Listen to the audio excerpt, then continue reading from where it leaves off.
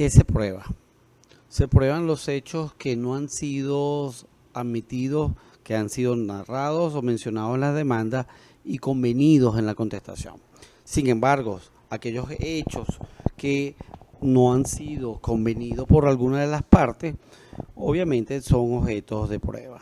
Ejemplo, el trabajador señala que fue despedido y la empresa o el demandado señala que no hubo tal despido. Entonces allí es un hecho que debe ser probado. Hay hechos que pueden ser mencionados inclusive en el escrito de prueba. ¿Por qué?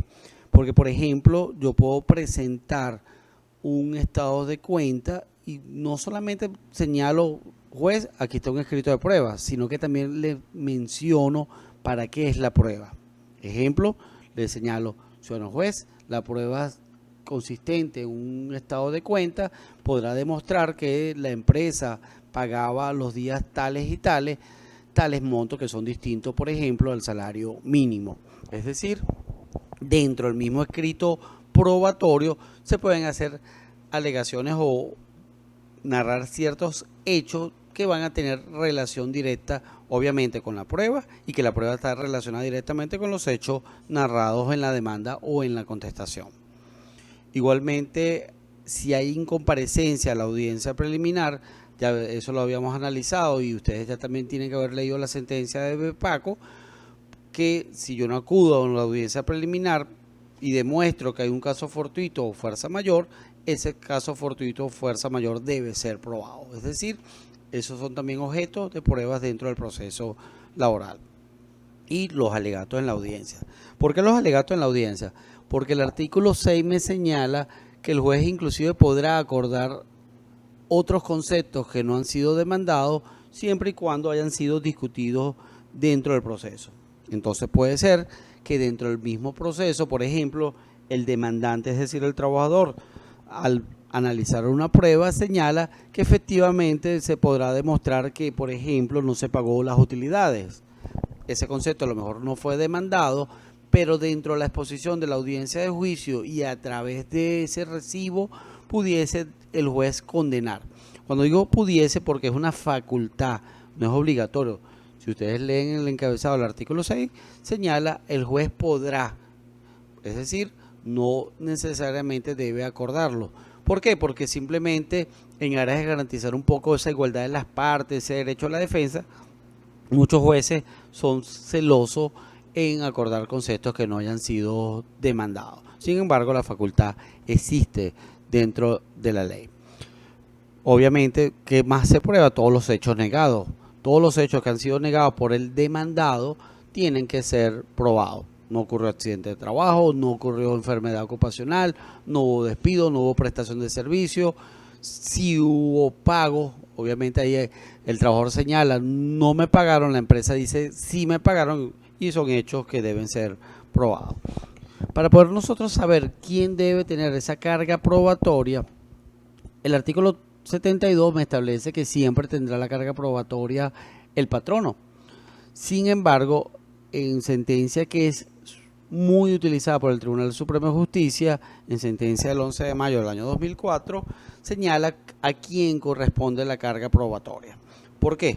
Porque el proceso laboral es totalmente distinto al proceso civil.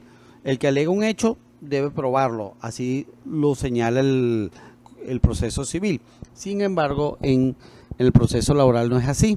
Hay unas reglas precisas quién debe probar y esas reglas precisas están contenidas en esta sentencia del mayo del 2004, la cual necesariamente ustedes tienen que leer y que sí va a ser objeto de evaluación.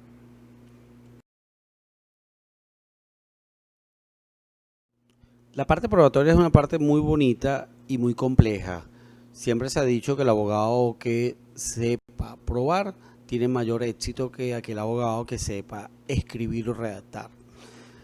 Sin embargo, dado la virtualidad, trataré de hacer lo más breve y conciso posible para que puedan más o menos visualizar el proceso laboral y sus pruebas. Dentro de las pruebas del proceso laboral, igual que el proceso civil, están las pruebas por escrito. Es decir, por ejemplo, los documentos públicos. ¿Qué es el documento público? Aquel que es emanado de un funcionario público. El documento privado también es aquel que tiene valor probatorio dentro del proceso laboral y que solamente tiene la materialización o la elaboración de ambas partes. Es decir, por ejemplo, el contrato de trabajo lo elabora el patrono, pero lo firma el trabajador. Entonces ya hay un documento privado entre ambas partes. ¿Cuál tiene mayor validez? ¿Un documento público o un documento privado? Bueno, la respuesta es sencilla. Ambos tienen la misma validez siempre y cuando el documento privado no haya sido desconocido o impugnado. ¿Por qué? Porque el documento privado puede ser desconocido. El trabajador o la empresa pudiera señalar que ese documento no emana de él, que no ha sido firmado por él. Una vez ocurrido esto, se genera lo que se conoce como la prueba de cotejo. Esa prueba de cotejo simplemente tiene como finalidad cotejar firmas.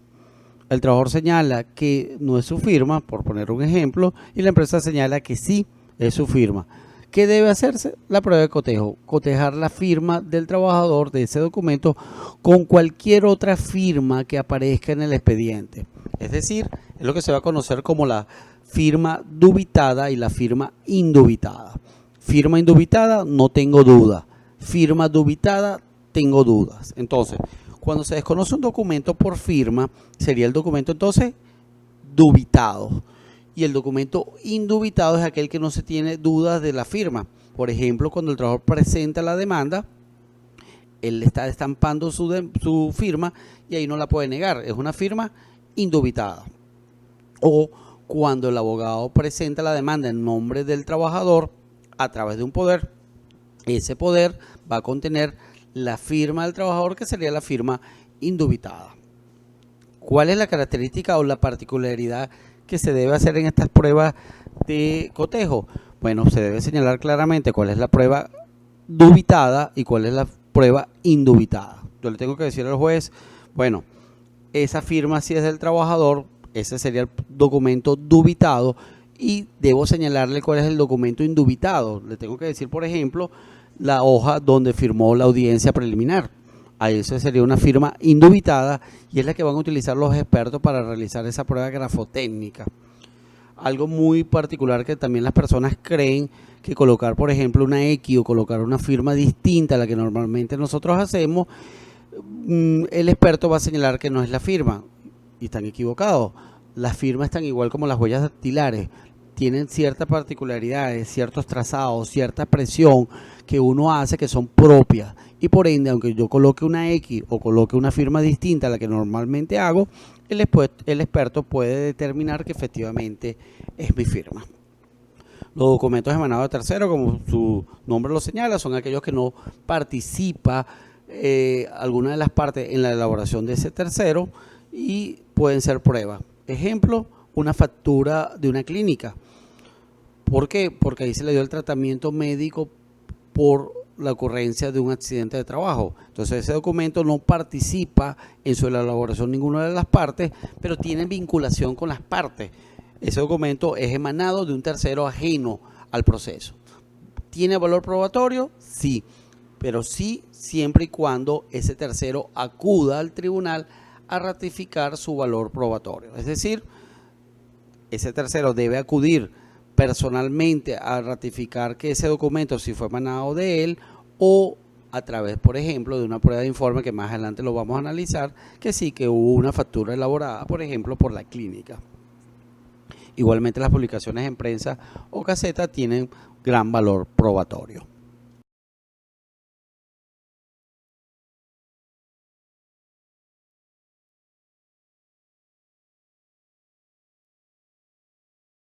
La prueba de informe está contenida en el artículo 81 y tiene como finalidad traer información o hechos que consten en libros, archivos u otros papeles.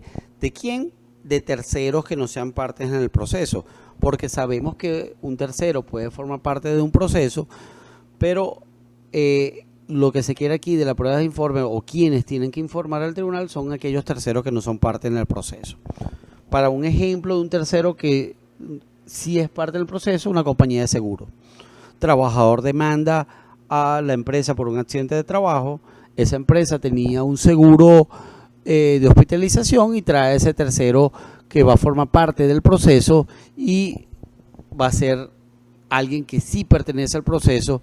En cambio, la prueba de informe es para aquel tercero que no forma parte en el proceso. Esa prueba de informe, ese tercero no puede negarse a remitir la información que es solicitada, e inclusive el tribunal puede sancionar a quien se niegue o no cumpla con la labor de enviar o la obligación de enviar esa información. Una prueba de informe muy popular en el proceso laboral son los estados de cuenta. ¿Para qué? Para demostrar a través de un tercero, que es una entidad bancaria ajeno al proceso, demostrar los depósitos, por ejemplo, que pudiera hacerle la empresa al trabajador. La exhibición de documentos es una prueba contenida en el artículo 82. Allí hay unos datos de una sentencia para simple lectura, esta sí no va a ser objeto de evaluación, pero es una prueba súper importante dentro del proceso, y me atrevería a decir que el 95% de los casos, las partes, es decir, los abogados, la promueven en forma errónea, es decir, la promueven mal. Y al ser mal promovida, no tiene ningún efecto jurídico en el proceso. El artículo es claro y así lo ha hecho ver la sentencia, que se debe acompañar una copia del documento. Ejemplo, si yo le pido, yo trabajador, a mi patrono ante el juez que me exhiba todos mis recibos de pago, yo debo acompañar una copia del documento. Y ustedes dirán, bueno, pero si lo estoy pidiendo en la exhibición, ¿por qué tengo que llevar una copia? Bueno, porque casualmente de repente yo lo que quiero es que me envíen el original. Eso sería uno de los casos. Pero puede ser en el caso que el trabajador ni siquiera tenga copia del documento. Y el mismo artículo señala que si hay un documento cuya exhibición se pide, pero por obligación de la ley el patrono debe tenerlo, ejemplo el recibo de pago, no hace falta la copia.